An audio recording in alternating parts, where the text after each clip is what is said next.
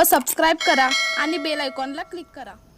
हुन्नरगी तालुका चिकोडी गावचे ग्रामपंचायत सदस्य विनोद मगदूम यांनी आणला चक्क 2 लाखाचा मुर्रा जातीचा रेडा।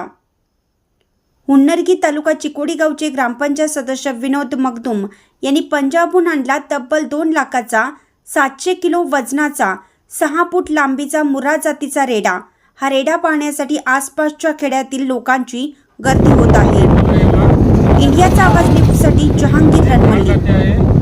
याची सध्या वजन म्हटलं तर 700 किलो आहे। 5 वर्ष पूर्ण झाले याला। पंजाबहून आणलेला आहे। याची किंमत 2 लाख रुपये।